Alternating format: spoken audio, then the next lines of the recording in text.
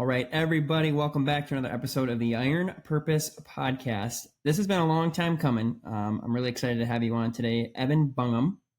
We started when I was starting up this podcast. You were one that I was like, okay, I don't know how to do any of this. Help me. And I got the setup all ready to go and stuff, and we recorded like an hour-long episode, but it never saw the light of day because it was me just picking your brain and asking all these questions. So this is the official Iron Purpose Podcast episode with Evan Bungum. Thanks so much for taking the time to be on here, man. How you doing?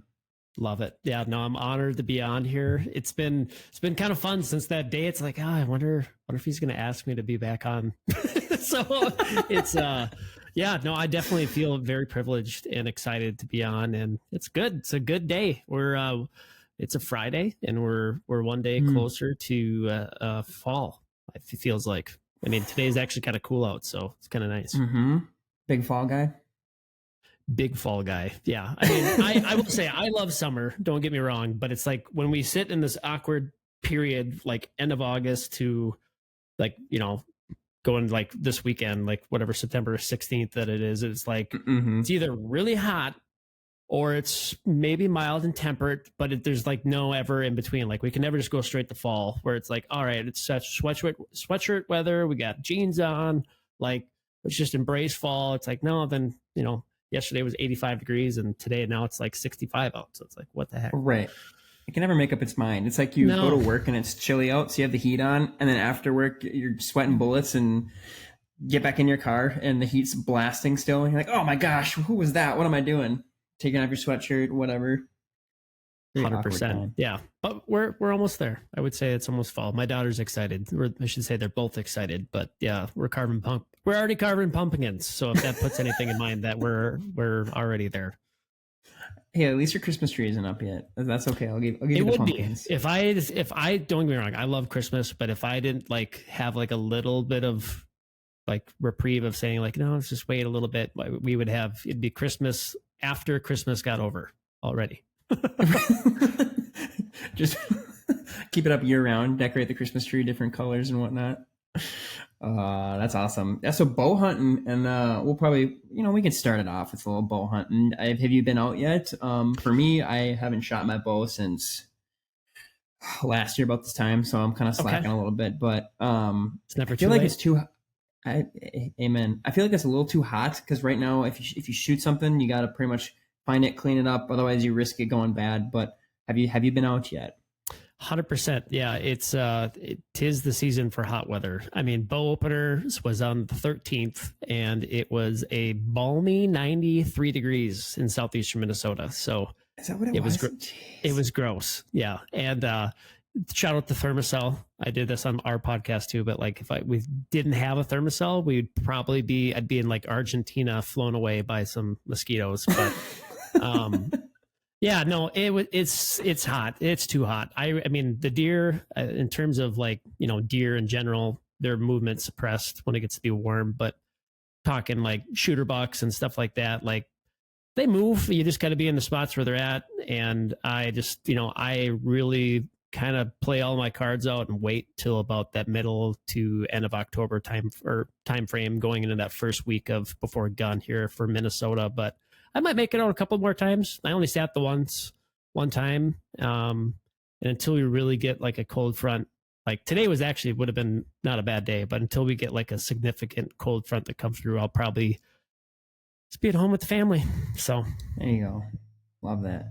Yeah, last year I was out, I think the most that I've been out in a long time, and just got skunked every single time. I didn't even get a rifle tag, I don't think, because I had to work opener weekend, which was a bummer, because I really enjoy opening weekend, probably more so getting to spend time with my brothers and my uncles and, the family that comes up to hunt. And then just hunting is getting to hunt the deer is an extra bonus for me. But I did get out there Saturday, like mid-afternoon. I got off work at 2, sped over to Leader where we were hunting. Nice. Sat in the stand for probably 4 or 5 hours before it got dark, and then hung around the campsite and had dinner and was leaving. I made it like 3 miles down the road from our hunting spot, and a deer jumped out, smoked it. Oh no! $7,000 in damages to my car. Thank God it was covered, but it's like, We couldn't have like come in front of No. the like couldn't made an appearance by my stand. It's like they were fighting back. I called my dad. They're fighting back. Get them. Did you did you get a salvage tag or was that deer obliterated? I didn't even care at that point. I kept going. I was just like, you expletive bleep bleep. Yeah, that's a hard one. Yeah, because I was like, if I was gonna say I think I've only hit 2 or 3 deer in my life. Autumn hit one with my Jeep probably 7 years ago that totaled that out, but it's never a fun day.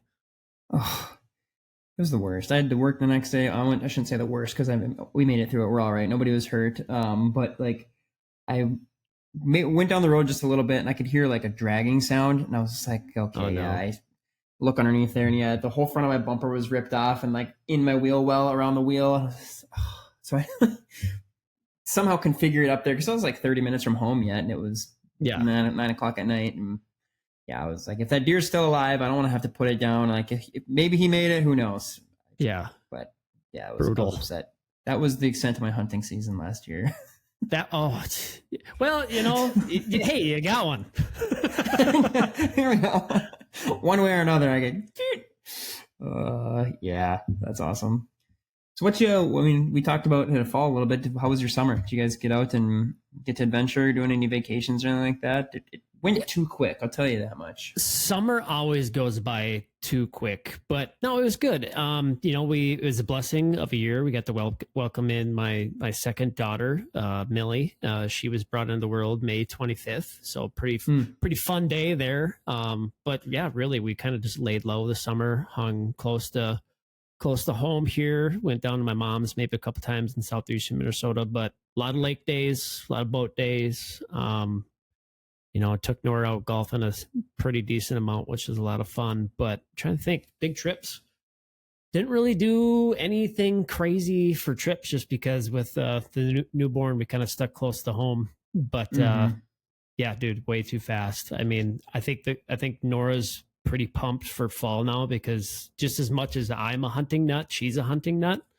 So she's my fishing buddy and my golfing buddy in the summertime. And then when it gets to be fall, she is like chomping at the bit to go sit in the tree stand with me. So Awesome. she came out with me for bow opener, which was pretty fun. How does she do in the stand? Good.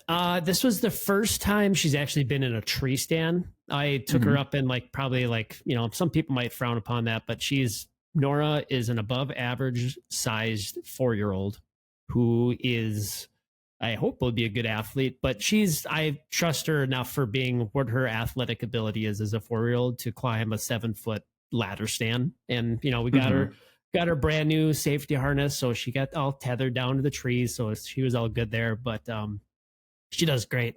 I think of it. So I started taking her out when she was about 2.5 turkey hunting, which is wild, but she loved it then and she still loves it now. But yeah, from probably that time when I took her out turkey hunting where she was just more glued into like watching a show and taking a nap, snuggled up to me, is like now she's like actively like looking around. Like she was the first one to spot out this little 6-pointer that we had come out into one of our food plots. She's like, Dad, there's a buck right there. And the first thing she goes in her mouth, shoot it. I'm like, well, that's a little too small. I'm like, we only shoot daddy bucks and mommy bucks without babies. I would never do that in front of her. But she's she's been on the last couple of years now. She's been on every track job. And like, I remember last year she saw 2 different deer or 3 different deer, like go on the track them and find them. And remember the one night I didn't bring her with and she was just devastated. Like, how dare you not include me on this? Oh, and I thought you meant to find the dead deer. So she was mad. Yeah, she was mad I didn't take her with. I'm like, it's like 10:30 at night. I'm like, you got to go to bed. She's like, Dad. She's out there in her jammies, her muck boots, and then she's got a headlamp on, and it's fun memories. So I'm happy. I hope she continues to love the outdoors, but I'm never gonna force it on her. But if she wants to keep going along, I will always take her with. So that's important. And it's a cool reminder too to soak in the moment while you have it, because maybe someday she'll be like, yeah, I'm not interested in this. Like, well, I have this moment, and that's pretty neat. Yeah. It's like it reminds me of it's kind of the opposite end of the spectrum, but my grandpa, he's still around, thank God. I'm blessed with that. But I shot a deer, and it was a couple of years ago. I shot one, and he came walking around through the woods like he does. He doesn't sit still well anymore, so he's got to be out and about. And this, I'd shot this deer, and it was down in the woods, and there was a couple other deers kind of hanging around still around this deer that I just shot. And he comes walking up, whistling, like just kind of moseying on. He's got his gun with him, and I'm like trying to get his attention because there's still deer down there, and I'm like, and then finally he's like, he looks over like, oh yeah, okay, there's the dead one. Keeps going, and I'm like, no, thanks. Still trying to get his attention. And then finally he looks up at me, and I'm like, and he looks, and you can see like oh, there's a deer. Takes his gun out, and I'm trying to get my phone out to record this moment, and I'm like, if I take too long trying to get this set up on my camera, like I was trying to get my gloves off, I was like, I'm gonna miss this moment, so I just threw my phone down and just watched, and he just right in front of me shoots this deer, and Hilarious. It didn't go maybe 10 yards. So we got to walk down there and skin them up together and take a picture. So it was like, oh, that's cool. It's cool that we get to have these moments. Yeah, it was awesome. I would love to have had it on camera, but I was like, if I try to get this, I might miss it. So I got to just soak it in. That's some good advice though. Like I've got stuck in that world for, my gosh, probably like 4 years. I think there was a time in my life where like I captured everything and I lived so deep into like behind the lens of like between my phone and my camera where it's like, I don't remember those moments. They're on video, which is so cool, but it's like, I don't remember it. So like now I get yelled at for not taking photos and videos sometimes, but it's like, I got them all up here. This is like where they count, So that's some good wisdom right there. That's awesome. And it is difficult too, especially having podcasts and wanting to see, like for me, sometimes I get too attached to, oh, who's liking this, or did, how many views did that one get, or put, blasting stuff out there, trying to make sure I'm editing stuff and getting it out there. And I'm also like telling people, hey, we should probably put our phones away and go enjoy the outdoors and this and that. So I'm like, I got to practice what I preach just a little bit more, maybe like be more intentional with my phone use. And that's true, though. But it's hard. You kind of feel like I feel the exact same way. You kind of feel like a hypocrite, but it's like at the end of the day, it's like, well, we're human too, Right. And I try to preface stuff that I say too. It's like, I'm not perfect. Like I may be I may have an opinion on something, and I may not practice that opinion as much as I should, but it's also a reminder for me to keep on going. Like for sure. I think of an example. I remember one day I got home from work, and there are times where I think it's appropriate to just sit down and just be with yourself just for a moment to gather your thoughts. And Caden wasn't around yet, but came home and just had an awful day at work. Just wasn't having any of it. And Courtney wasn't home. I think she was at work for that day. Go upstairs, and my dogs are jumping. They're so happy to see me. And I'm just like, oh, get off. Like, get out. You're really annoying me. Go upstairs, and I sit down on the ground, and I've got my phone on kind of resting on my knees, and I'm just scrolling and mindlessly scrolling, which I needed for that moment. But time went by, and by the time I was like, all right, I need to go take a shower, I looked down, and my dog's ball is sitting there right in front of me, and he had left. And like, that hurt. I was just like, oh, he was so excited to play with me and throw that ball with me, and here it is sitting here. Like, I could just feel the just like sadness. And he's a dog. I mean, so he probably forgot about it right away, but I just like viewed him as like, oh, okay, I'll go out here now, and went and laid down. And so immediately I got up, grabbed the ball. I was like, let's go outside. And so we played. So I try to find the joy in those little moments, especially when I don't want to do it, or I feel like it's an inconvenience for me. It's like, okay, this dog is jumping up at me, I'm about to throw elbows, but he's excited to see me. And Caden, Caden's crying, and he's got snot all over him. And, I'm like thinking, man, this sucks. I want to sleep. But it's like, I'm helping him out. I'm changing his diaper. He does a big blowout. And at the end of the day, he looks back and goes, oh yeah, we had a good day. My dad helped me change my diaper. He got my boogers out, and he still helped me. And even though I'm thinking, oh, this sucks, I need a break. Like, just a interesting perspective. I don't know where I'm going with this, kind of rambling on at this point. That was good. But, love that. Yeah. It's good stuff. Good stuff to remember. But yeah, so we kind of shot the breeze here, talked a little bit of hunting, talked a little bit about our lives. But now I'm going to give you the opportunity to kind of share a little bit about your story, where you came from and how you got to where you are, the man you are today, with the podcast and Sure. work, whatever else you got going on. The floor is yours, my friend. Sure. So, I mean, for people listening, grew up in southeastern Minnesota, grew up in Hayfield, small little podunk town, talking like maybe 900 to 1,000 people. Still the same size today. Hasn't really grown. If anything, it's probably shrunk. The town is named Hayfield? Hayfield, yep. Or Yeah. you grew up in a hayfield? Well, pretty much both, really. I mean, I grew up on the country, grew up in a town actually called Sargent, which is a couple miles outside of Hayfield, which is even smaller. Like that's like a town of like, it's a village. It's like 50 people. So, but no, I grew up on the country, grew up on the farm, pretty much just, blue collar, kind of hard nose at it, working outside kind of my childhood through being a young man. And, I played a lot of sports in high school. That transitioned to me playing college football. Played down in Rochester for a little bit at RCTC. Actually, I started in Mankato, went to RCTC, ended up finishing out at Southwest State and graduated out there out in Marshall.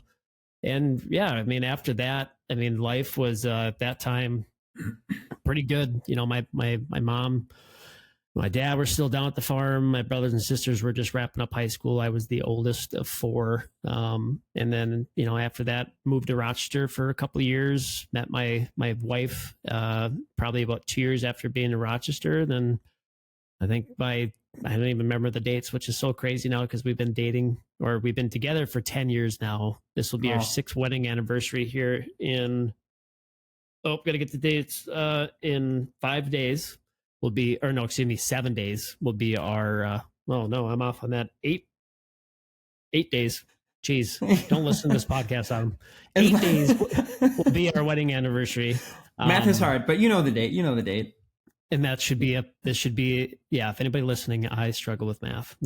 They do not coincide together, but, yeah, we lived in the cities for a couple of years, and our whole goal for both of us was to move up north. And, we got lucky, it worked out, and we had a friend of ours that was willing to let us rent out their house, and so we moved up north, and here we are. We've been in the Brainerd Lakes area now for probably the last 7.5 years now, so it's been a while. And we're blessed we've lived in the house that we have for the last 4 years now, and we got 2 beautiful girls and a couple dogs, and yeah, life is good, man. So that is a very rudimentary like walk of life of like where I got to today. I mean, all the woes and highs in between all that, you can certainly ask away with that. But yeah, that's just kind of a nutshell of who I mean, throughout all that, I guess I've been in the hunting and fishing industry for the last 15 years, telling stories through the lens of a camera.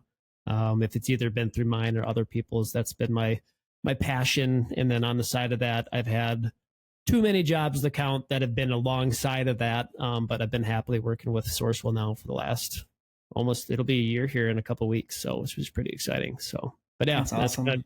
That's just a rough 30-second nutshell life of me. So love it. What was it like growing up as the oldest of 4? Because I didn't realize you were. I have 3 younger brothers. I'm the oldest of 4 as well. Was it growing up on the farm? Were you guys tasked with different things, or what did the farm look like at your I will preface that it was not a farm. Like we didn't have livestock or a agriculture that we farmed. I worked on farms that were neighbors, but we had 60 acres growing up, and my dad would never let us be in the Boy Scouts or anything like Girl Scouts, whatever that was. Anything like that, I was just like, nah, just go in the woods. So like I just lived my life in the woods like Tarzan. But being the oldest of 4 kids, I'm 10 years older than my brother. So there's a significant age gap there. And then I just look at like my 2 sisters, Johanna, I think I'm 5 years older than her. And so like there's a definite age gap with them. So like it was kind of, as soon as I got my driver's license, I mean, really before that, like when I was probably like 10 or 9, my mom worked a full-time job. She was an RN. My dad worked for Frontier Telecommunications. So he'd be gone all day, and I would, take the kids home when I get off the bus. So I'd watch the kids until my parents got home from work, probably from like 9 to 10. And then as soon as I had turned 16, I was the bus. I drove kids to and from school. And, but it's so fun because I look at it back then, they were all fairly younger than me, and just a lot of fun memories of playing and stuff with them. But honestly, it was kind of sad after I went to college because I didn't now that we're all friends, the older we've gotten, and we've all have, for most of us, my oldest sister has two kids, two beautiful kids, but then the other two are both maybe have got girlfriends. Eric doesn't have one right now, but the older we've gotten now, I've realized how much I missed when I was at college with them. So that's kind of hard to feel that way now, because there's so much of their life that I really wasn't a part of. It's like, oh, you were gone. It's like, well, I guess I was, so it's kind of fun to be friends with everybody now. And, we're pretty tight as a family, but yeah, fun. I mean, I wouldn't change it. I'm glad I was the oldest. It was, learned a lot, and I look back at it now and it's just like, well, we all survived. So it worked out. We're all decent. Yeah. Yep. No, it's interesting that you say that, because I can relate as well, going to college and being away.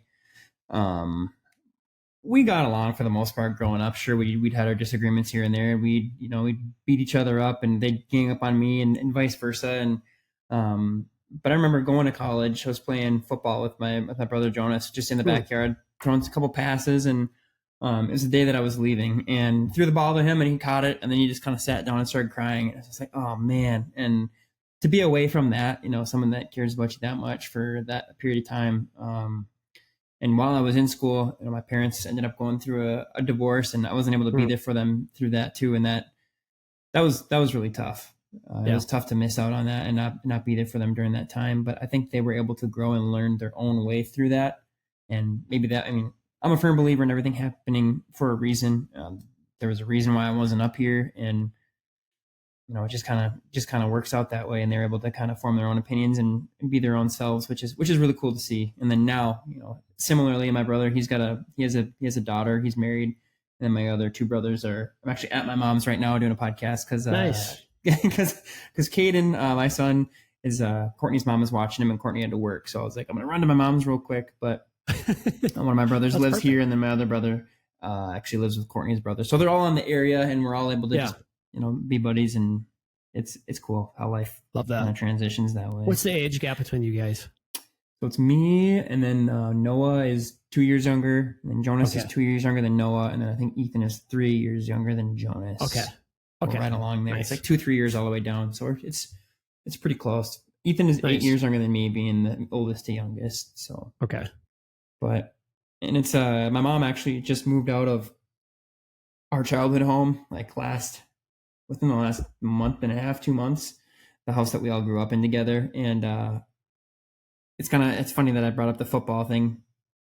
I was loading some stuff up into Courtney's car before we were leaving, some food and just some random stuff. And Mom's like, hey, do you want this? I'm like, yeah, sure, whatever. And he's like, did you bring that on purpose? And there was a football sitting in the back of Courtney's car. And I was like, no, I actually didn't. He said, want to throw one more time? So we got to go in the yard where we grew up playing and threw one more time before they moved out of there. So it was nice, pretty special. Bittersweet. It was very bittersweet. Yeah. It's like you're excited for Mom. She moved on. She remarried. They're both remarried now, but she remarried and found her own place. And nice. She's only like 8 minutes down the road from Courtney and I. So that's super huge. Yeah. Playing volleyball leagues, and we're in the kickball league right now for Brainerd. So it's nice if we're going to go do that. So hey, you want to come? Kickball league? Yeah, dude. What? Yeah. I'm pretty sure we invited you. And I think you said, I think that's right. I think it coincides with dance. Right. You're in dance? Monday night dance, right? Yeah, it's on Monday nights. Yeah. No, yeah, that's a we talked about it on our podcast before a couple of times. It's like both Luke and I are finally getting to a point where our kids are getting old enough to start doing activities. And Nora's 4. And it's like, oh yeah, you have an hour, dance practice every Monday. What's that? That's it. It's only Mondays. But I look at like Luke, his boy just started playing flag football and a couple other things. It's like pretty soon that turns into, well, yeah, it's Monday night, it's Saturday night. Okay, well now it's 4 days a week. You're going back and forth. I look at my brother-in-laws and how much they run their kids around. It's like, I don't know if I'm ready for that yet. Especially if it's multiple things. Yeah, like dance and whatever else. Yeah, they get involved in. Yeah, my stepsister, she's in volleyball and in, I think, softball. Okay. So my dad is always talking about how they're driving her from here to there and this and that, Back and we and got it forth. this night, we got it that night, and I'm sure it'll be fun someday. But Yeah. yeah, it gets real busy, especially if they're in a couple different things that they're involved in. Yeah, it's a time sucker, that's for sure. But at the same time, it's like if my daughter loves to do it, I love to do it. So, That's important. yep. Do you ever do it with her? Do you like participate in I do this like haven't, a she hasn't been old enough yet to do like the father daughter dance, whatever that is. But I mm, probably will at some point in time when she wants to do it. I mean, I'll be very curious. If she wants to do dance, she can certainly, if she's listening to this 5 years from now, she can certainly do dance as long as she wants to do dance. I do hope she explores, and I know she will, explores other sports. I mean, I hope she does volleyball. I hope she plays soccer, something. I just think she's going to be good at those things. And if she wants to stick with dance, great. She can do that too. But mm-hmm. I think she'd be a good swimmer too. But it's hard. Kids are 4, you know, that's the one Right? thing I have. Got a long way to go. It's so hard. I think we put so much pressure on our kids when they're so young compared to what it was like when I was growing up, where it was still a big deal once you got to like 5th and 6th grade. But as a 7-year-old, I wasn't deciding what college I was going to already. I was a Right. 7-year-old. So Okay. It's outside playing in the woods, like you said. yeah, So with now that we're kind of on this topic, I've kind of bounced around the ideas in my head of how to, how do you balance between pushing your kid to try something and do something even when they might not want to, and knowing like, hey, this is a time that you can build confidence and do this sport and succeed. I remember growing up, like I used to hate like roller coasters and water slides and stuff. And there was a point where my dad wanted to take me down the slide, and I wanted nothing to do with it. And I screamed and cried. oh, And I remember that. I remember it perfectly. It was like 3 weeks ago. No, just kidding. It was a while ago. But he didn't force me to do it. Didn't push me to do it. And there are things like football. Like I had an opportunity to do like a football camp at Brainerd, and for some reason, like my anxiety overcame me, and I was like, oh, I can't do this. I don't want to do this. And had I been pushed past that point, like it's like you got to try, you got to do this because I know you're going to succeed. It's just that you just got to have the confidence to do it, and you're going to really enjoy it. And he tried to do that with me, and it had like the opposite effect. So it's like sure. if someday if Caden tries something and I'm like, okay, he's really good at it, like how much do you push into that before they cause resentment, or maybe that push is what they need to overcome that to build more confidence. Does that kind of make sense? Mm-hmm. Yeah, I mean, like, I wish I had some more wisdom to speak on it, because I, personally haven't really gone through it with my daughter a whole lot. We're just starting to cross those kind of phases of things, like riding a bike. That was a big one. Like she's still on training wheels right now, but just like riding the bike, it's like that was a hard one to get her to be motivated to do it, because it was like I blamed it on the bike, that the bike's pedals and how it was set up and all the stuff. And like, it was just too hard to push. I was like, a bike shouldn't be that hard. So, but really she just wasn't strong enough yet to really get the pedals going. And now she's just a speed demon. She just ripping around the neighborhood, driving her bike to daycare, which is hilarious. But That's amazing. I just think of like kind of referring it more back to like me, I guess, in my childhood, of where I just look at things of kind of how I was raised and stuff. And, it's very strict family, was pushed very hard with athletics and stuff like that, where it was just kind of, you didn't really have time to cry or anything. It was just do it. But at the same time though, like now I look back at it where it's like, it's the same thing with like hunting. I've been guilty of that, where it's like, I try to do all these, especially when I've taken Nora, it's like you try to accomplish so many things, like, oh, okay, we're going to go out, we're going to shoot a turkey today, we're going to do this, we're going to do that, do this. And it's like, well, did she have any fun? Because it's like, you told her to be quiet 70 times. You sat here and just like stuck her in the back of the blind, didn't let her experience all this. So like, it took me, so like, that's maybe something where I could kind of correlate it a little bit, where it's just got to keep it fun. I mean, like if it's not fun for a kid, they're never going to want to do it. I love that. I feel like sometimes that in my childhood was taken away a little bit, but I was also a little bit different, where I from a very young age, I kind of learned to like thrive off of that. So like I enjoyed kind of, we talk about in hunting and stuff like that, but it's, I enjoyed the suck. I enjoyed the suffering of like 2-day workouts. I enjoyed like going to practice on Saturday mornings and stuff like that. Like I actually loved it. So which is maybe rare or weird, I guess. But I just think in terms of kids nowadays and stuff, especially when they're so young like this, it's like, yeah, man, you just have to keep it fun. But there's a fine line of where it's like, okay, well, you're in 7th grade now. Maybe I'm not a parent of a 7th grader, so I can't speak on it. But it's like, right. Kind of got to make up your mind. It's like, is this what you want to do or not? Right. My dad's biggest line was like, "Don't waste my time." I just like that's ingrained in my brain, but rightfully so. I kind of those words kind of ring true because it's like, well, do I actually want to do this or not? But that was an older version of myself. But yeah, man, just keeping it fun. I think that's the biggest thing for kids.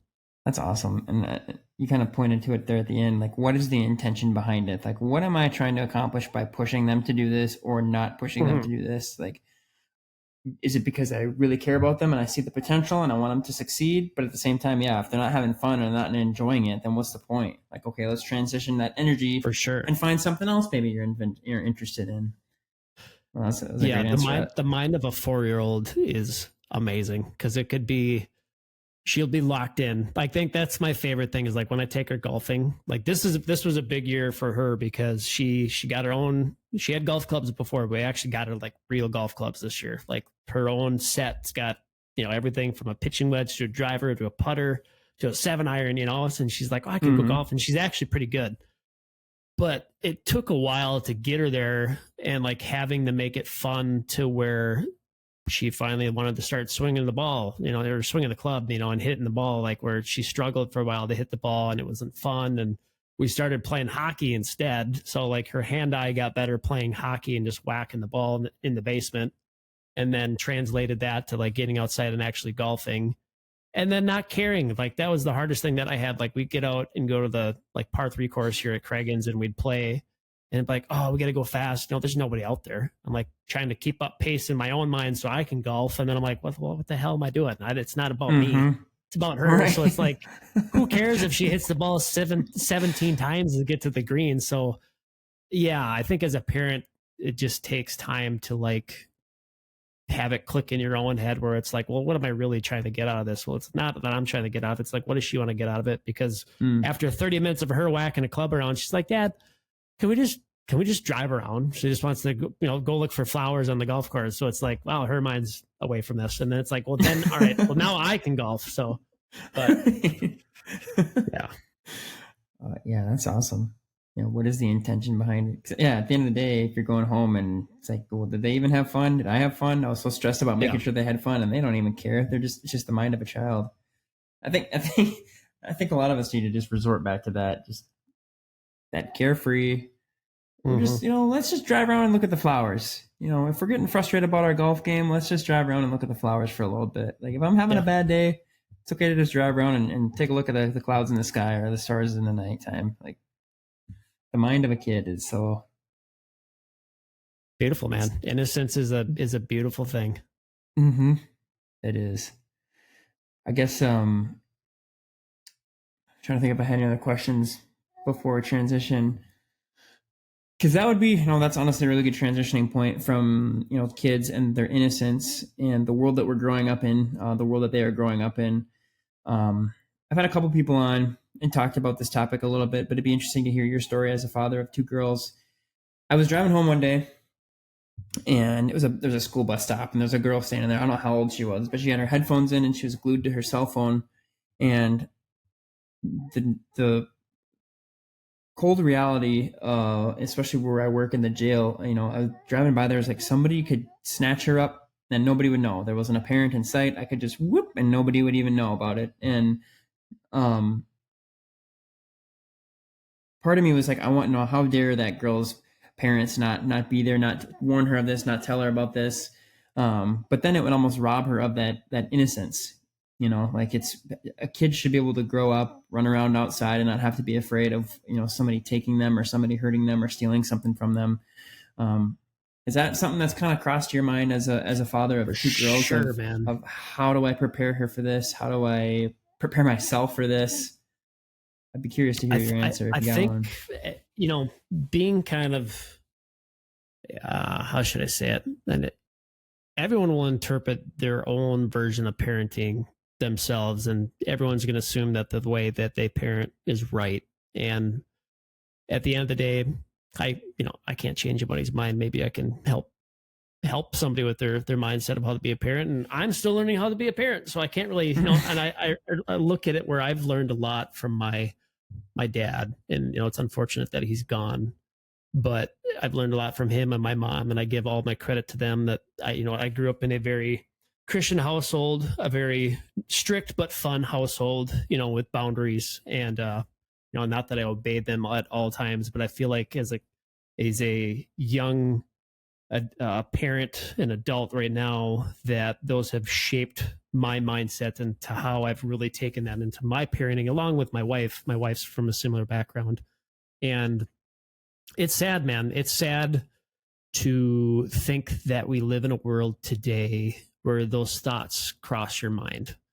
But but the reality of it is where that's happened for an extremely long time. It isn't just now. We live in times like that. It's just more forefront in today's culture, especially where it's kind of just exposed a lot more just with social media and stuff. But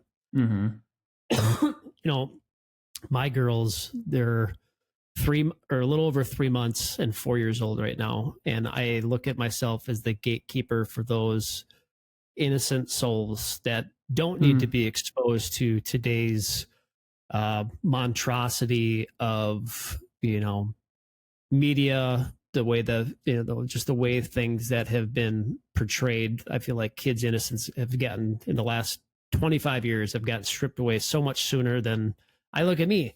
I wish I could go back to being 12. And even I would say even at 12, like I still feel like my innocence wasn't even all there at 12, which is sad to think. And I look at like today's kids where it's, man, I mean, there's 9-10-year-olds that are acting like they're 18-year-old young boys and girls, and it's like, you are 9. And even my 4-year-old, sometimes she acts like she's like 7. I'm like, hey, you're 4. Be 4. Yeah, chill out. But in terms of like, being that gatekeeper and being that protector, there's I don't know when that transition is. There's the fine line of where you start to have that trust in your kids. Like, I trust my daughter. And then again, there's moments I don't trust her because she breaks that bond of trust, and it's like, we're learning to express those boundaries together now. But like, most certainly, like, I'm never going to stick my kid in a situation to where they would be exposed. And call me a hypocrite, call me someone who's a little uptight, but I'm like, I'm a big believer in the Second Amendment. I'm a big believer in just being a personal protector. Like, my head's always on a swivel when we're out, and it doesn't matter if we're at the mall, especially when we're in a foreign place that I'm not familiar with. Like, I am 365 looking around, trying to be 10 steps ahead of any situation. And most certainly with my kids, I'm a lot more what's the word for hyper aware with them. But there is a fine line where it's like, I mean, there's a fine line though, where it's like, you're talking about that young girl where it's like, you kind of have to step away at one point in time. I just hope that by the time my daughters are that age, that they are, it's almost kind of like, not to compare it to a movie, but kind of like Taken. You've seen that one? Yeah. Kind of, it's like, I hope that I have installed my daughter's, like, that little chip of information. Like, I hope I've installed enough awareness and just stuff that we preach into our home that she is a little more hyper aware of her surroundings and scenarios than most kids are. So I hope that I can do a good job of doing that. But at the same time, takes you back to like the innocence of the world, of where, or not innocence world, but innocence of kids, where it's like, we're guilty of it too. I mean, your phone's one of the most addicting things there is in this world. And it's hard to keep your face off that screen. And all it takes is 30 seconds and something like that could happen. So pray to God that never does. And I feel so terrible for all the kids and families that have to go through experiences like that. But yeah, no, I think that just starts from a young age of installing just kind of that mindset of being hyper aware, which is sad. I mean, it's sad to think that you got to maybe teach your 4 to 16-year-old that's like, hey, you got to be a little hyper aware of your situations and take account for what's going on in the world. But Mm-hmm. I love what you said, and I hadn't heard this yet, but we are the gatekeeper of their innocence. And I kind of mm-hmm. recorded a little thing earlier when I got to the gym of the importance of being able to be like that mama bear or that Yeah, elephant. You see how it's like a gentle creature, but when you get in between the baby and that mom, like just extreme violence that can come forth in protection 100%. of their kids. And the Bible, I don't remember the specific reference off the top of my head, but it's blessed be the peacemakers, for they will be known as the children of God. And I've also heard a quote that if you are not capable of violence, then you're not capable of peace. You're just harmless. Like you have to Yeah, be able to they have to have both. Both have to coexist in order to, you know, and I'll be the first one to tell you, yeah, I'm going to be kind. I'm going to be gentle and be loving towards anybody, but you get in between my duty as a father, as a husband, as a brother, as a friend, mm-hmm. like to people who are vulnerable, to stand up to bullies, to stand up to the evil in this world. Um, and there is so much evil, and these people do have very evil hearts, and I don't think we're ever going to be able to do anything to stop that evilness. But when it comes time to it, I gotta tread lightly, but we can be capable of stopping that heart if it comes in between my family and my duty to protect them. So For sure, man. I love that answer. Being that gatekeeper of innocence, and it's tough because you don't want to tell them like this is going to happen to you if you stand there with your headphones on.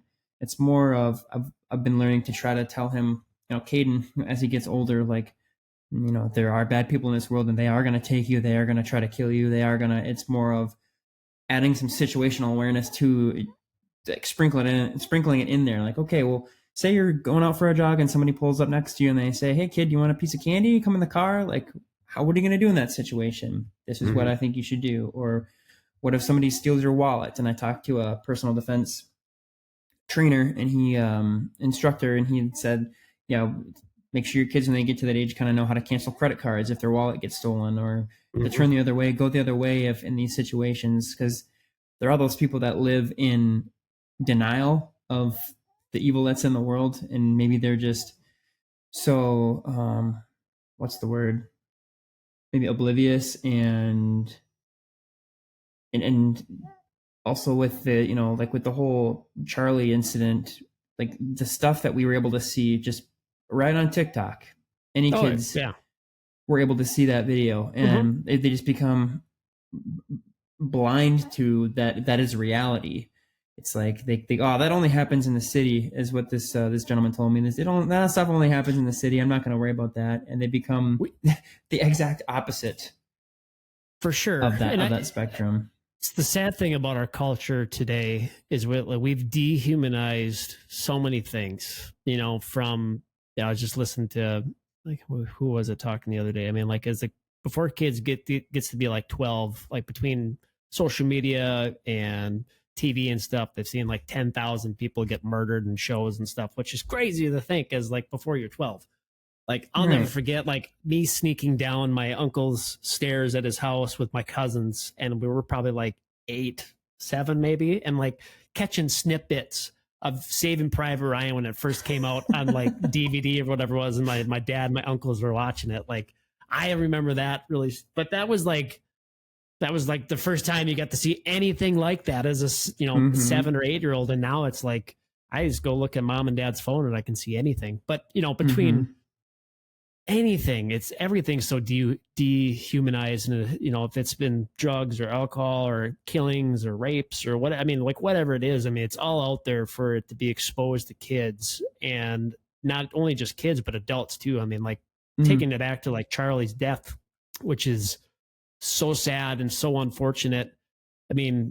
Literally probably a quarter, if not half the world, whoever it was that was online, probably saw that video. And as human beings, unless you've been in situations like that, where you've seen things like that, if you're a veteran or just been a part of some traumatic instances, or it's like we're not meant to see stuff like that, and especially see it in limelight, like lime life like that.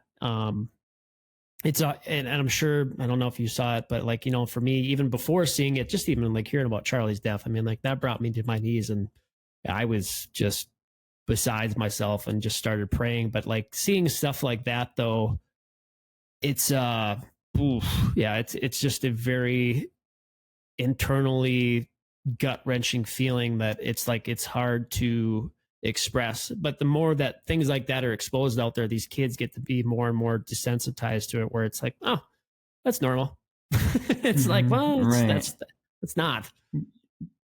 Desensitized is the word that I was trying to think of too. That's perfect. Like, and I had the same reaction. And I know a lot of people have already talked about the situation, and I don't want to keep hammering it down too much, but I think it is important to continue to talk about, what he was doing, Charlie, For and sure. just the whole situation. And I think we all felt it a similar way. It was almost like, and maybe it was because that was almost an eye opener to how cruel and just the reality of the situation. Like, it's like, oh, I'm not watching a movie. Like, this is real.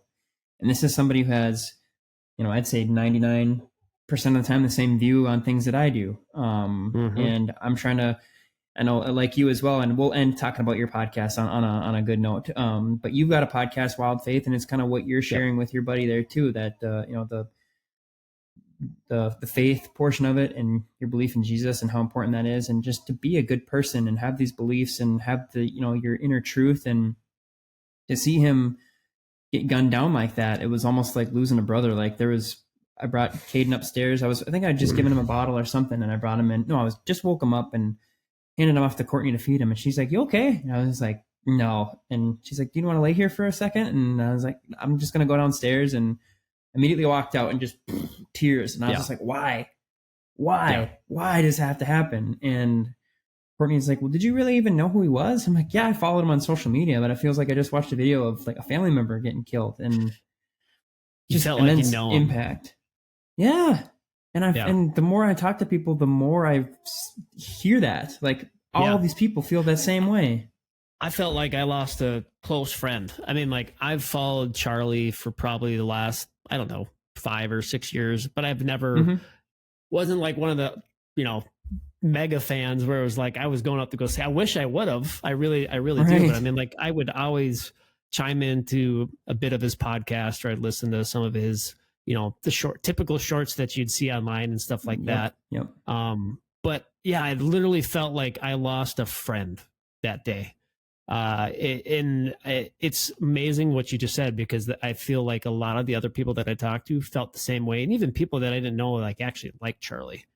It was just Mm-hmm. like, oh, that was and to see the country kind of unite around that. I mean, he died a martyr. I mean, at the end of the day, it's like we like you said, we could probably do a whole separate podcast on this, and I already have.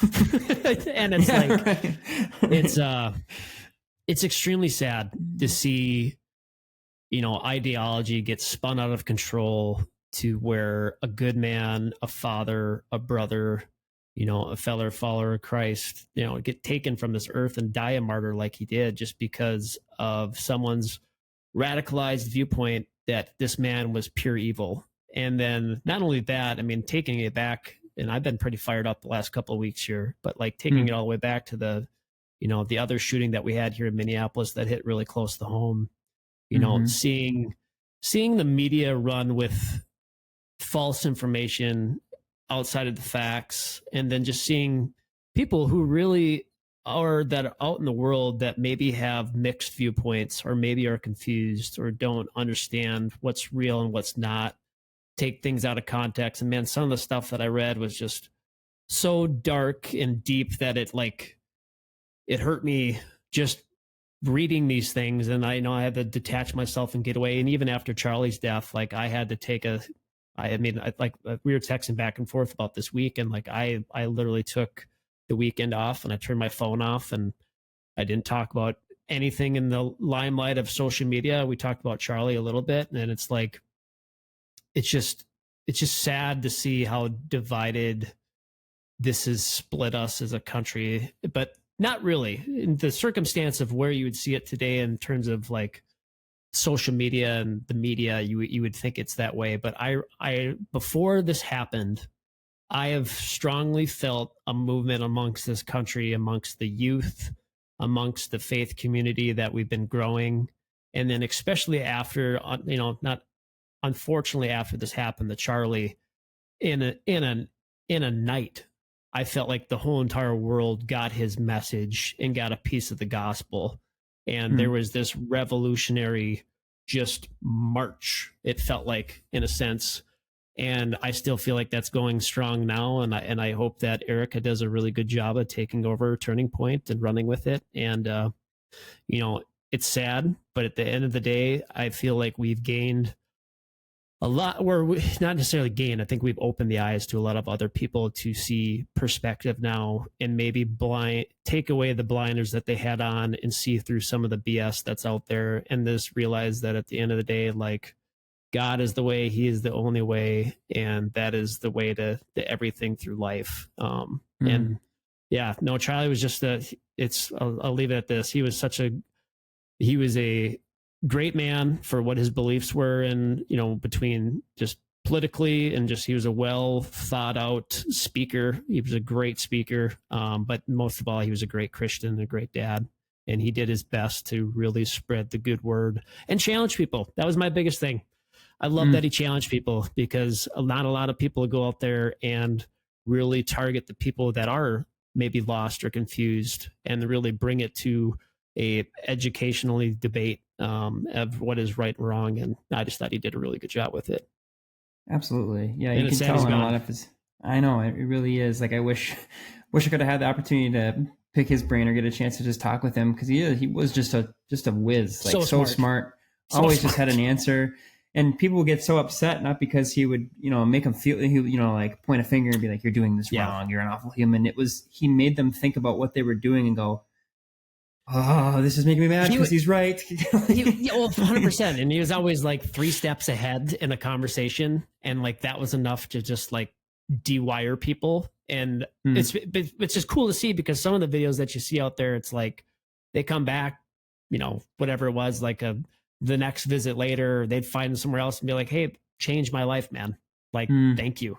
Like, to me, like, I'm sure it's the same way with you. Like, for the podcast that we do, it's like, if I can bring one person to Christ through our, we're not a ministry, but just kind of through what we do with our podcasts and stuff, that like, wow, that's amazing. And that makes me feel so good. And that's what it's all about. And it's just, that's what keeps us motivated to do what we do. And I think that's what motivated him, was that he wasn't in it for the money. He wasn't in it for the glory.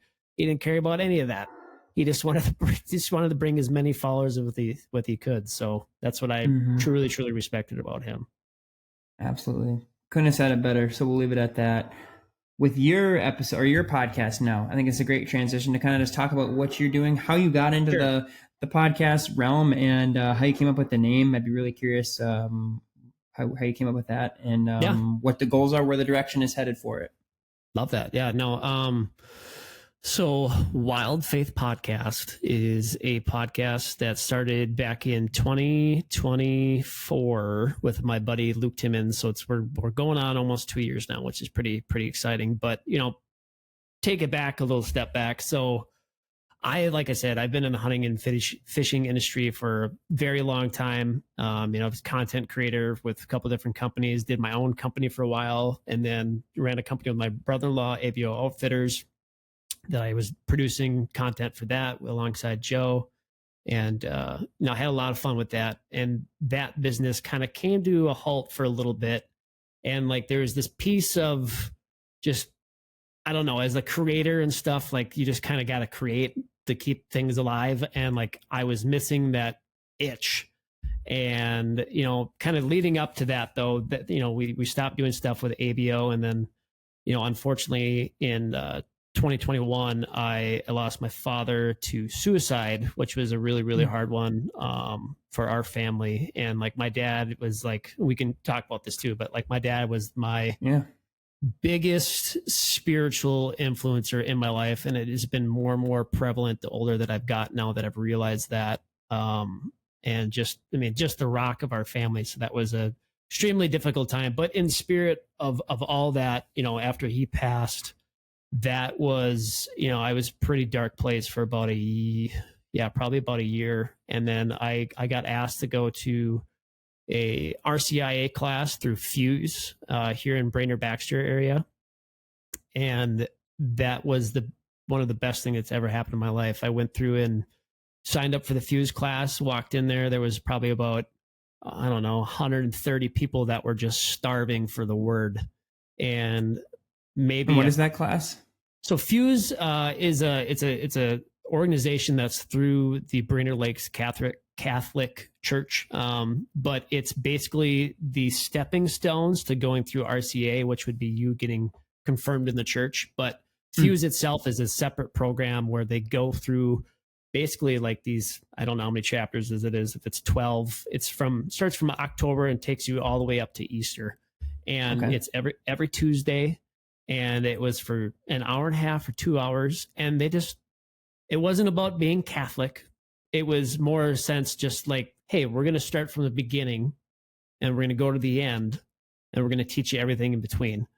And it was just like, wow, blew my mind. But like going into that though, when I saw those like 120 people, 100 people, whatever it was in the bottom of that church, maybe a quarter of them were Catholic. And then there were some atheists that were there. There were some other non-denominational people like me. I was a Lutheran, so going there and just seeing people that didn't know who God was, didn't understand who God was, and then people who knew everything about God, and just this melting pot of people. Like I walked in there and just like I felt so overtaken by just like the presence of God. It was crazy. So anyways, I went through, and I can go deeper into that too, but I went through that until Easter, actually went through the RCA course, got confirmed. It was like revolutionary. Ever since like my dad's passing, my faith was just rekindled in spirit. And not that I wasn't a non-believer before. I was a definite believer. I've been a believer my whole life. It was just like the flame wasn't there. And, kind of going through that, I had an epiphany. I think it was like end of deer hunting season or whatever it was that year in 2023, where Luke and I, this is a couple of years past, and we were like, we should do something. And we were like, how can we keep my dad's mission alive of being, kind of a fisherman of men? And we're like, what's easy? Because it's like, we don't have, at that time, Luke really wasn't like a photographer or videographer or anything like that. And, we didn't really have a bunch of equipment. I was like, well, what's easy? And like, we just want to spread the good word. And like, how can we do that? We're like, well, we can maybe take our passions. So like, we both love to hunt and fish. Or like, well, maybe we can just blend the two together. And that's kind of what we did. We spitballed a ton of different names, and we just somehow stuck on Wild Faith. And that's kind of transitioned to two brands now, Wild Faith Podcast, and then just Wild Faith is kind of more of just our everyday brand. But yeah, man, our mission with the podcast is that we are a crossing ground of where we do hunting and fishing content, outdoor content, and we take that to blend that in with a Christian mindset and focus. And then basically it's that just meeting ground. I feel like anytime that you can talk about hunting and fishing with somebody, there's a good chance that they're a Christian, but maybe not. But at the end of the day, it's like we have mutual agreement on what we love to do. I believe that God is immersed in the outdoors, and what a better place to talk about it. So it's a simple way to start a conversation. And it's been really fun. I mean, we've got to hear so many great stories. I think we're through maybe 130 episodes at this point now, wow, which is pretty awesome. That's including our sub series, but we're on episode 81 for official episodes, which is crazy, but so fun. It's been an awesome journey. We got to interview a ton of great people. It's kept me in line with my faith and really pushed me to be more of a deeper thinker in terms of like my faith, and kind of keeping me accountable that way. And I really do feel kind of pulled from the bottom of my heart. I felt that my entire life of trying to be not a disciple like the disciples, but being a fisherman of men and really pulling people to the good word and bringing them to Christ. I've felt that from just a very young age, and I'm very blessed to be able to do what we're doing now. Oof. Wow. Yeah. What a story. And just to touch on a little bit at the end there, like having that common ground. Like a lot of times when and if you were to invite somebody to, hey, want to come over and just talk about Jesus, and maybe they don't have an opinion, Yeah. maybe they're like, well, I pass. I'm gonna go over here, weirdo. Like, but when you can say, hey, do you like hunting and fishing? You're like, heck yeah, dude, it's one of my favorite pastimes. And then you can go into, yeah, it's one of my favorite parts is waking up and getting out the stand before everything wakes up, and then you kind of see creation just come to life. You see the sun come up, you hear the squirrels and animals, and then maybe you go, what do you mean creation? And you go, well, God, man, it's really, and then get into it that way. Like I'm getting goosebumps. That's so special. There's a feeling that's there's nothing like it. And then kind of like you talked about how your dad was your inspiration and kind of carrying the torch, making sure that his mission wasn't silenced, and how relatable to this from the conversation we just had. The enemy tried to take out this mission, tried to silence Charlie's his speech, his goal, his mission, his goal to further the kingdom, and that very well could have been the end of your story too, of furthering that. You could, a lot of people, unfortunately, you see it has them go the opposite direction, and mental health is again a whole other topic that we could discuss probably a couple different episodes on. For sure. But for you to take that torch and to continue on, like in the midst of that adversity, probably the most probably difficult thing you've ever been through, and prosper and still further the kingdom, like that's, it's speechless, man. It's incredibly inspiring. Yeah, I tell you what, I mean, looking back at it now, which is crazy, we'll be going on, this will be 2021, so we're 2025. This will be going on 4 years this October 3rd. I don't ever celebrate that day, the day that he passed, but we just celebrated his birthday here on the 31st, which is fun.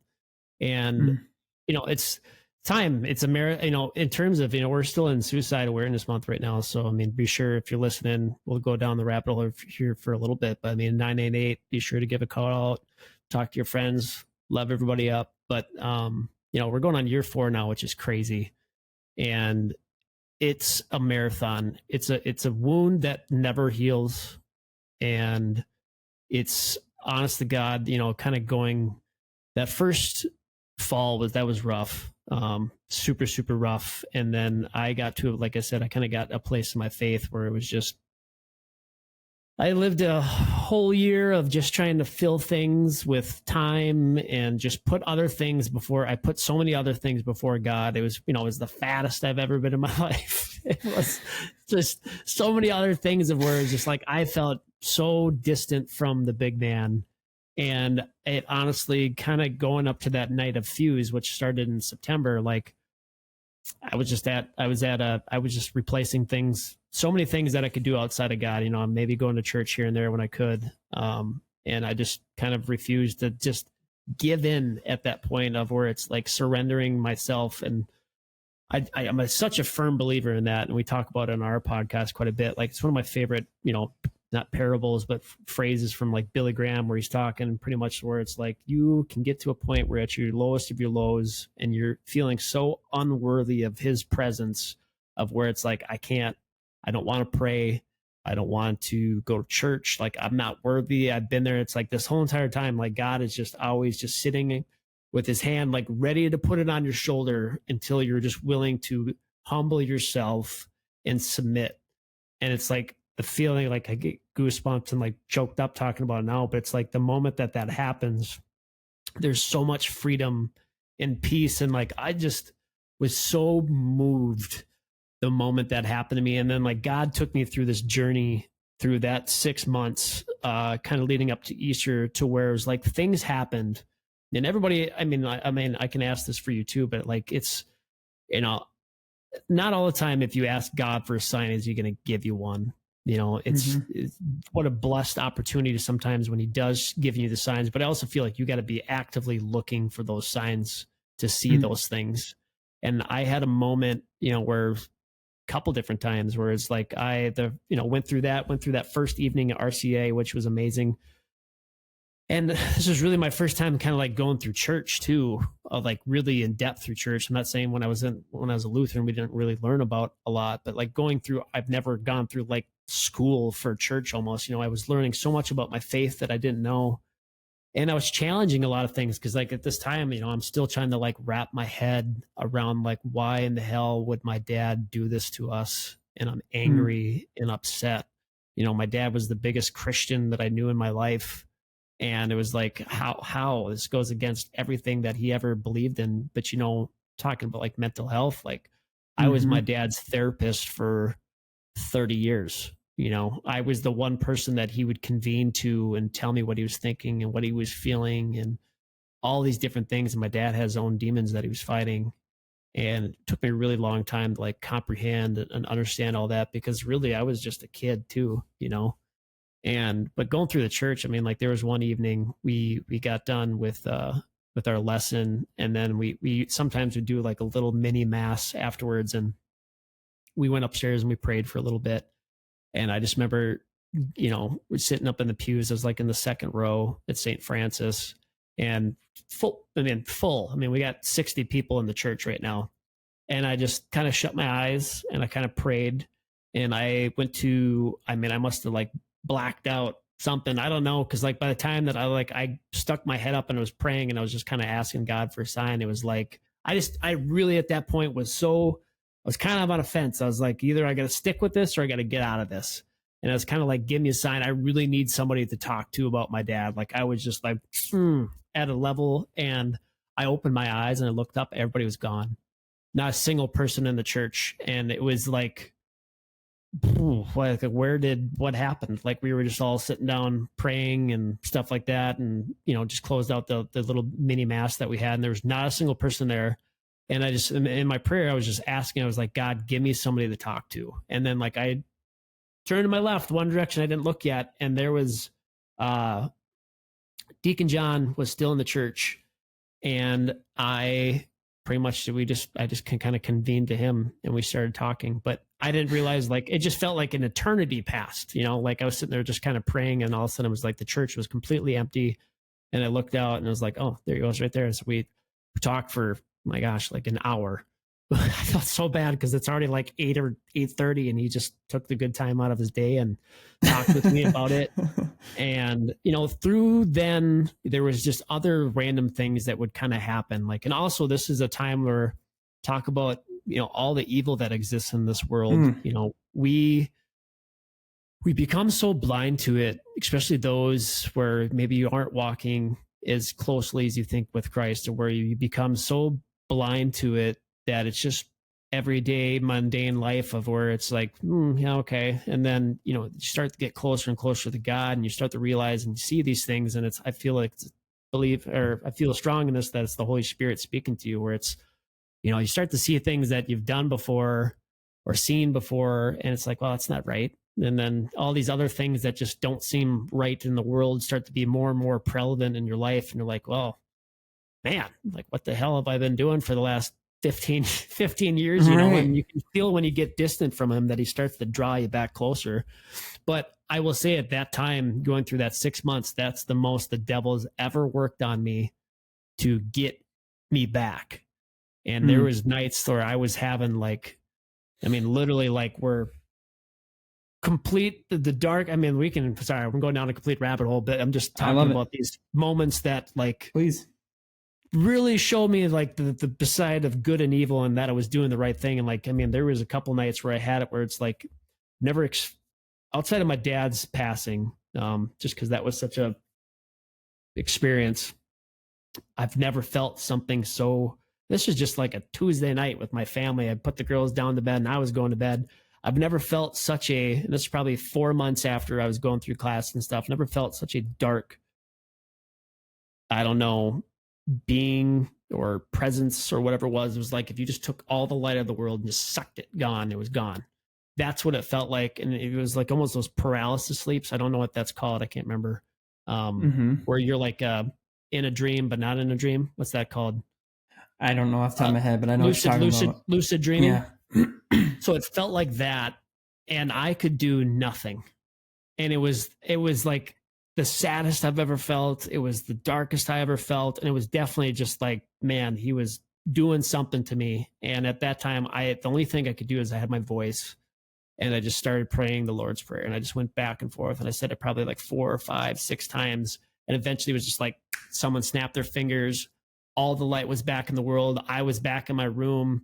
Crazy. This happened probably 2 or 3 times, experiences like this. And I've never felt anything like that in my life, nor do I ever want to again. But it just, that first time that it happened was such an eye opener for me, because it just showed me that I have control over the devil. I have control over evil.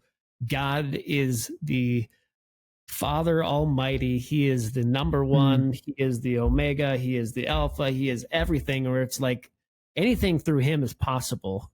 And he is the most powerful being that there is. And if I believe in him and have faith in him, that, you know what, no evil has any dominion over to me. They can hurt my, unfortunately for like my dad, like they can kill my flesh, but they're never going to kill my spirit. It's never going to happen.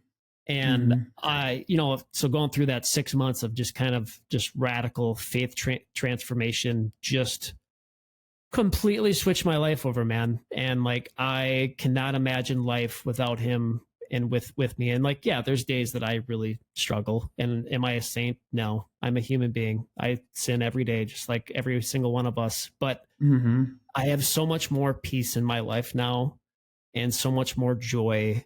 And, like you said, kind of like, I went through the worst day of my life, and I pray that I never have to go through a day like that again. But through that darkness, I believe there's always light. If you give your sorrows and you give your sadness to the Lord, that he's going to grieve right along there with you.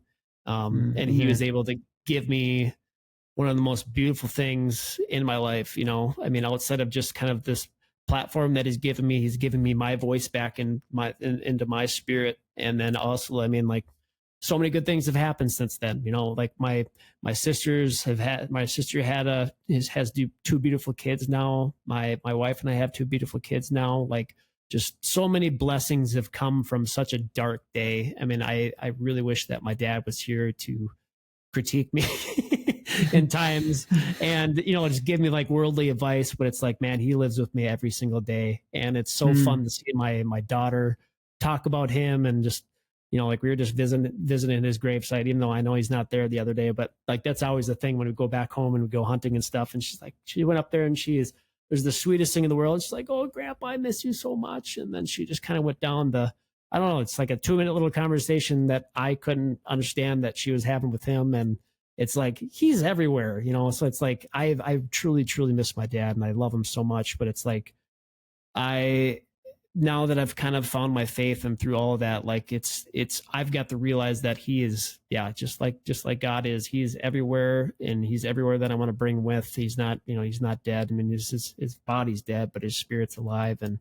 yeah, man, all I can say is God is good. Like, that's just, I'm so thankful for being where I'm at right now. And I just give it all up to the Lord, and I'm just blessed to have the fire in my spirit to just be on fire for him.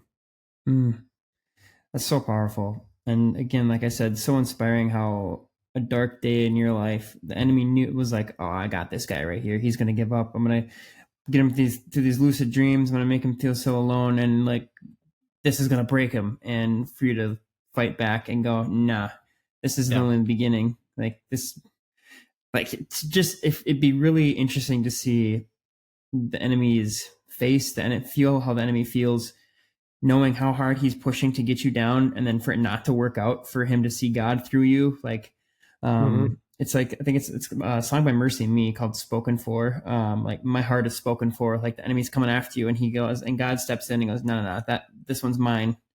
To hear you say, this one's mine, my heart is spoken for. That's what the lyrics go. And just to see Satan go, oh man, I didn't know oh man, you're one of his. It's like at the end of the Passion, like where the devil's screaming, after he dies at the very end of it. Like, some people get confused by that. It's like, man, it's like, after that, it's like, you won, one of the greatest days in humankind or history forever, coming back from the dead. But yeah, it's always, and I've had a couple of friends the last couple of weeks too, that, their eyes have been opened up a little bit more. I feel like the closer they've gotten with their journeys, and where it's like, man, evil's all around you. You just got to open your eyes to see it. And it's like, and Mm-hmm. if you walk with the Lord, man, it's like, it's amazing to see how stuff, well, I shouldn't say stuff gets steered clear of you, because sometimes it gets thrown at you twice as hard, but it's like Right. knowing that the big man is, he is number one, where it's like, I have nothing to fear. Mm-hmm. Like you said, he won, and we are living in that victory. It's not a Uh-huh. past. It's not he won. No, it's that thing is Yep. victory. We live in victory. Oh man.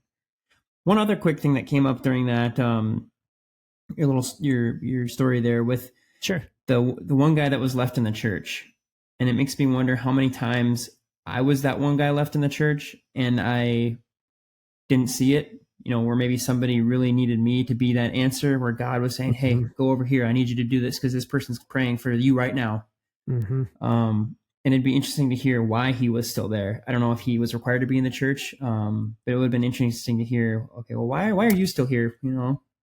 Yeah, it's well, I think, actually, if I think about the story, I'm going to contradict my own story now. I don't think he was actually in the church. If I'm thinking about now, he was in the parking lot, and I left, and I caught him in the parking lot. But it was the same thing. He was the Either only way, person outside the yep. custodian in the church. But so kind of with that though, so my wife and I went to a Bible study probably like 2 weeks ago. And I can't remember what they called these things, if they were called moments or if they were called something like, but in the same context as this, is like, I look at with both you and I now, or really anybody else out there, where I think there's divine moments that God tease up things for us, where it's like, hey, you get stuck in a situation where it's, like, for example, flip the story around for me, like, Deacon John, he didn't have to talk to me. He could have just left and just been like, yep, see you later. I got to make dinner. I don't have time for you. And, it could have been the reality. Maybe that would have flipped the script for me. And maybe I would have given up at that point. Mm. But no, there's I can't remember what we call these things at moments. I'd have to ask Autumn. But anyways, there's super awesome Bible study. But we were basically talking about these things where same circumstances that, whereas like now I feel not obligated, but I feel that calling to be that answer for other people. And you don't have to be a part of any platform to feel this. But I was going to say is like, I feel like every once in a while, God tees these things up for us where it's like, hey, this is a slam dunk. I'm going to put the ball on the tee for you. You're going to hit a home run. You just need to go and talk with this and have a conversation with this person. And why those are hard, I don't know. Like sometimes I think about it my whole entire life of where it's like, I give so much credit to my dad. Like my dad was just a evangelical saint in my eyes, of where we would be like, one thing sticks out. Like he always had a heart for the poor and was always preaching about the good word, even if he was a little tuned up or whatever that was. Like we're in Austin, Texas, having a great time listening to music, and all of a sudden can't find my dad for 2 hours. Well, he's in a back alley talking to a guy that's probably shooting up with meth, giving him his last $100 and preaching the word, and it's just like, what are you doing, Dad? But at the same time, it's like, there's so many circumstances where I caught him doing stuff like that. And I look back and now I'm like, oh, he's a better man than me. Like I never did any of those things. And like, I still struggle with those things like today. And so kind of like where I'm going with this is where it's like, I reflect on that a lot, especially when it was eye opening when we went to that Bible study. It was like, well, yeah, how many moments are those have I passed on that people probably needed me, even if I didn't feel worthy enough to like help them in that moment, or I was just too prideful of like, I don't have time. I don't want to do this. I don't want to, and then looking back and now it's like, maybe that would have changed his outcome. Maybe that would have changed his mindset. And I look at that like with praying, like it's a hard thing sometimes, like to sit down and just be like, hey, can I pray with you? And in the last couple of weeks, there's one instance I wish I could get back for praying, but it's like, that's the beauty of God's grace, is right? He's going to keep giving it to you again. And he's just going to wait for you to do it. And it's like, but the biggest thing I got of all of that, where it's like just being receptive to accepting those moments of where it's like, man, maybe this is some like divine intervention. This is God actually trying to like, not only, I pray about God delivering me sometimes, where it's like, you have to have open eyes to see it. And sometimes it just beautifully and naturally happens. But sometimes it's like, yeah, you know what? I'm going to take the take the step here and say like, yeah, we should pray right now or something like that, and Mm-hmm. just take advantage of those situations for the good that are there, rather than coming up with an excuse and saying I don't have Right. time or anything like that. So, but yeah, I think those moments when they do happen are just profoundly amazing and deep, and yeah. Especially when you do it when you didn't want to, and then you realize how much it helps somebody, and then it fills your cup too. You walk away from that going, "Oh my, wow! I'm so Yeah. thankful that I've told this story on here before a couple times, so I apologize for those who've heard it. But there's a time not that long ago too where I was just in my own head, really struggling with anxiety, and I had to go to Target for something, and I didn't want to talk to anybody. I had my hood up, and I was kind of just like Mm-hmm. in my own little world, kind of like woe is me kind of thing. And I'm dealing with all my own little things. I don't want nobody, everybody just leave me alone. And Yeah. I saw a friend. I haven't seen him since high school. It's been a long time since I've seen him, but he was towards the end of the aisle of Target, kind of making his way towards me. And I quick took a right and Yeah. got what I needed to, and kept continuing on. But for some reason, like I had that feeling of there he is, and I just don't want to talk to him. Instant guilt though. Mm-hmm. Instant, yeah. And especially after this next part, I made my way back to the checkout and was paying for my items, still had my hood up, and all of a sudden I hear Bailey, and I look over, and it's one of Courtney's friends, one of my friends now, very awesome individual, but she was like, "Hi, how are you?" and just came up and gave me a big hug. Like I didn't ask for it. I wasn't like, my face wasn't like, I was just still kind of in my own world. She came up and gave me a big hug, and I was just kind of like, okay, and gave her the hug, and she's like, "Well, so good to see you. How's Courtney?" And we kind of talked a little bit, and I thanked her a couple of times after that. Like, you had no idea like what was going on in my head, how badly I needed that, and I didn't think that I did. It 100% did. I'm getting goosebumps talking about it. It broke it down, and I was just like, I didn't know how bad I needed that human interaction. And reflecting on it, looking back, I was like, how bad did that person that I saw earlier need that? Mm-hmm. Maybe it was just a handshake. "Hey man, how have you been?" Give him a smile, give him a handshake, and maybe that could have changed his outlook in whatever moment he was in. Maybe he's having the best day of his life, and I'm just overthinking it. But Yeah. like, but we don't know what that opportunity that God is giving us, how it can affect somebody. Maybe they're having a bad day, and they go home, and it's just a trickle effect. They take it out on somebody, that person takes it on another person, and then they go out and they kick the neighbor's cat. There's a story by Zig Ziglar that talks about kicking the neighbor's cat. But like, had I showed a smile to him, maybe it would change his just outlook in that moment, and then provide a different outlook for somebody else. And we don't know those ripple effects. And you touched on it, saying those moments that God gives us, and we don't know why. It's uncomfortable. Maybe we're afraid to do it, but there's just that like resistance. Mm-hmm. And throughout this week, throughout the with Charlie Kirk, one word that stands out from him is courage. Like, he had the courage to stand up and fight for what was right. And the definition, according to the New Oxford American Dictionary, of courage is the ability to do something that frightens one. To do it even though you don't want to, and maybe you don't want to because the enemy doesn't want you to. He's trying to silence you. He's trying to keep you from your purpose, your calling, your passion. Whatever adversity is coming your way, he's trying to keep you from that, and it's scary. And they made a word for it called courage. Fight through it anyways, because somebody might need you. Maybe you don't want to be in that church that much longer. Maybe you want to go home and make dinner for your family, but there's a kid out there that really needs to talk to you, who's praying for you. And golly, getting goosebumps.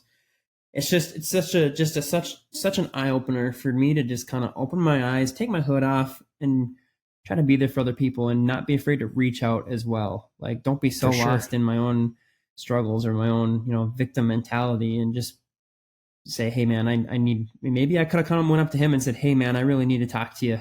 I haven't seen you since high school, but I'm struggling. You got a minute?" Like, be able to just open up in that way. It's beautiful. I'm a firm believer. I mean, going through everything I did with my dad, and there's people out there that I had all those experiences of the pity and woe me stories where it's like, man, I've talked to some people that have had it way worse than I have, and it's like, how did you get through that? But at the same time, I just look at it where, kind of going off what you're just talking about, like courage and stuff like that. It's so hard for not just men, but I mean, just anybody really, but where it's like, we get so stuck in our own minds and really kind of almost being selfish in a sense of where it's like it's hard. It's so hard to get out of that place. And, we just kind of get stuck in this mindset where it's like, yeah, whatever it is, it is what it is. And it's as good as it's going to get. And it's like, but that's because that's what we choose to feel like, like once again, like the beauty of God, and he gives the grace that he gives us, that we have free will and we have free choice. And it's like, well, I'm choosing to feel like that. And it's like, I can choose not to feel like that. And I can choose to walk with Christ, have him walk with me. And that's one thing that's kind of changed my mindset with a lot of things, and especially in like actions and things that I do, where it's like, if Jesus was my best friend and he was with me 24/7 doing all these things and activities with me, it's like, well, is this what he would do? Would he do this? And it's like,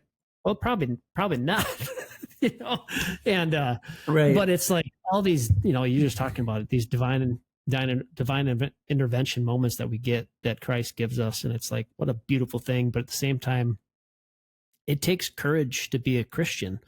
God didn't design this for us to be easy.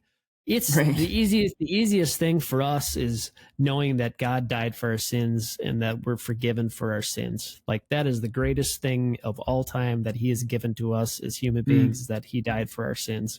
And you simply just need to believe. You need to have you need to have a relationship with Christ just like a friend would. And you just need to believe and have faith, and you're forgiven your sins. Like, that's grace. That's just astonishingly amazing to me. But at the same time, living a Christian life is hard, and that takes courage.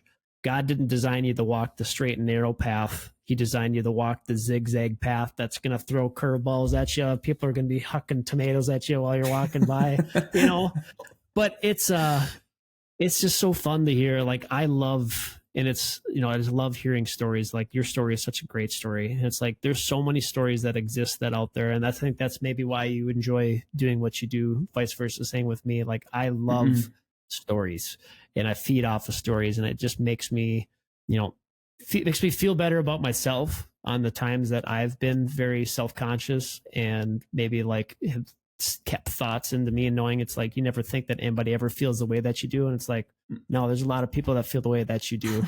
And I'm not alone. The beauty of all of it, though, is like, we get a chance, not just on this platform, but it's just like in life, of like having that courage to have a conversation with somebody, saying like, hey, you know what?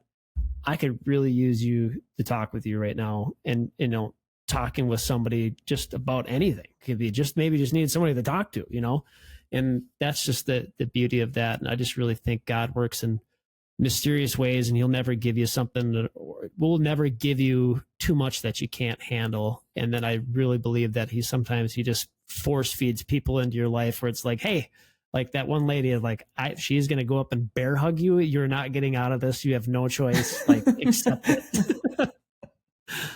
Oh, I love that. Yeah. This has been an awesome conversation, awesome episode. I want to ask one more question, something that I ask all the guests that I have on here, and it's right on brand with staying sharp. But with the way the world is today, we talked about your faith and how important that is to you. What are some things that you do to stay sharp so that you can continue to operate, at the level that you do, giving in or pouring into your family and pouring into your career? Are there a couple different things that are your outlet, maybe other than hunting or your faith? Sure. Yeah. So other than hunting and my faith? Yeah. I mean, we've talked about those only because you already discussed those, but if you want to touch on those real quick again, you feel free. Sure. Yeah. I mean, like, the biggest thing, like, I give all the glory to God, but at the end of the day, it's like the first thing that I think that kind of keeps me on my toes is like, I'm not perfect at this. I try to make it this way, but like, my first thoughts that I have of the day, like, I try to wake up and go work out in the morning, but I'm usually up before everybody else, or I'm up in the middle of the night with my daughter, which has been pretty typical lately. But I try to give those first thoughts to God. And, my mind's not on my phone. My mind's not on the day. My mind's not on anything else. I literally just try to give those first. I don't even say anything right away. I just kind of sit there and like almost meditate and kind of let those thoughts come to me. And then I'll pray usually about my day, pray, giving glory and thanks from the day before. And then I start my day, but I think outside of that, though, like, I'm just getting back into this now. So I hope I see you at the gym. But like, I was on like a 3-month hiatus from like 2 years of like dedicated to working out. And since my daughter's been born, I kind of took a break, which is maybe dumb, but like I did the same thing. worked out twice this week, and I'm late to my date to the gym today, and that's a good thing though. And I'm hoping they really get back to that. But I think really staying physically fit, if that's going for walks, if that's lifting weights, whatever that is to you, like I feel like there's a connection there between the mind and the body, and just that correlation of just being physically fit, I think makes you mentally stronger. And then, yeah, I mean, other than that, like have a good relationship with your spouse. And if you don't have a spouse, have a good relationship with your family. I mean, I mean, that could be close friends too, but having someone, you're talking about iron sharpens iron. Like the older that I've gotten now, my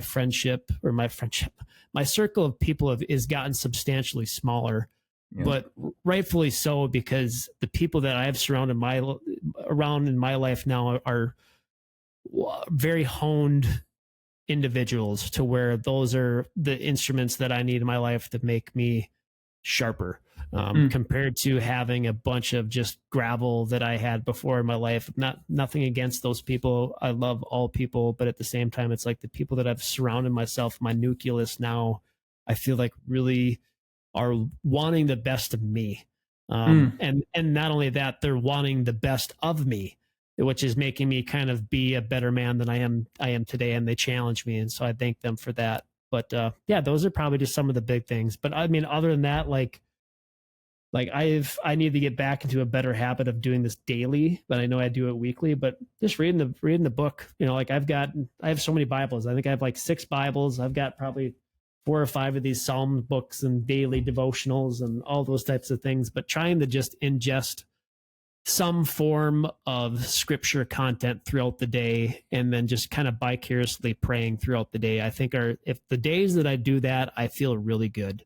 And the days that I go maybe a week without doing that, I feel like crap. And then I can just kind of feel the Holy Spirit like throwing a lasso out there, like, hey, come on, come back, you know. But yeah, and the only other thing that I'll say, and this is kind of shout out to Charlie Kirk though too, and I'm working on this, but being present when I'm with my family. Like I have intentionally, since we started this podcast, for people that don't really know, and I know you know, like it might not seem like it takes up a lot of time, like because you just talk for an hour and that's it. Well, it's like, well, you know, we post 3 podcasts a week. On top of that, we're doing social media. Then on top of that, we have obligations and media contracts that we're doing. So it's a job on top of me working my full-time job. So I kind of vowed when we started it that I would not work when I'm with family, like that would not let impede on family time. So, and I mean, there's been a couple of occasions we've had podcasts in the evening where it's like, hey, can you watch the kids? Great. But like when it comes to be like, I work at the hour of darkness when everybody's asleep, that's when I get my work in. So it's like when I'm home with my kids, if it's the weekend or if it's my day off, or if it's from 4 to 9 between the kids are asleep, I'm present. I'm there. I'm with them. I'm putting my phone away. I'm not ingesting into that. And, you know, I might be a hypocrite for saying that, like I need to get better at that too. But those are some of the big things that, especially now that my kids are getting older, they deserve that time, that attention, and for me to be present. Absolutely. Awesome stuff, man. Well, Evan, it's been a pleasure. This is officially the longest podcast I've done. So is it really? We've got that. I'm so pumped about it. Yeah. Because we Round 2, we jam packed 2 hours. Let's go. I love it. Yeah. Just full of awesome stuff that I'm going to be able to take and apply to my life right away. You're an awesome guy, and I appreciate who you are and your inspiration and your example, and looking forward to get to know you more in the future, man. Heck yeah, man. No, I appreciate it. And, you know, vice versa. I will say, hopefully we just got to get schedules aligned, but hopefully you'll be dropping on the Wild Faith one here in the next couple weeks. So yeah, let's go. With that, where can people find you and what you got going on? Sure. You can find me really anywhere. I'm an open book. Don't show up at my house, but you can, I mean, you could, I guess, but no, social media wise, you can reach me, just Evan.Bungum. That's EVANBUNGUM on any platform, Instagram, if it's Facebook, whatever it is. I'm an open book. Like I said, contact me. I'd love to chat if you got questions about anything. But in terms of the podcast, You can find me at wildfaithpodcast.com. That's our website. Otherwise, we exist on every platform that a potential podcast could exist on. If that's Spotify, Apple, I think Google got rid of their podcast version now, but we go by Wild Faith on all of our other handles, if that's Instagram or Facebook. And be sure to check everything out. We have a lot of great content out there. Mondays we drop our daily devotionals, or excuse me, Tuesdays we drop our daily devotionals. Mondays we drop usually like a unique in the season podcast, if that's like Bucks and Ducks or Chasing the Rut, Turkey Talk. And then Wednesdays are the days that we drop our main podcast. And then we have a Friday Fuel, which is like a short sermon message that we drop out there as well for content. So be sure to check all those out, and just vice versa. Really looking forward to, if anybody has any questions or any of that, reaching out. So thanks so much for having me on, Bailey. Let's go. Yeah, looking forward to the next time, my guy.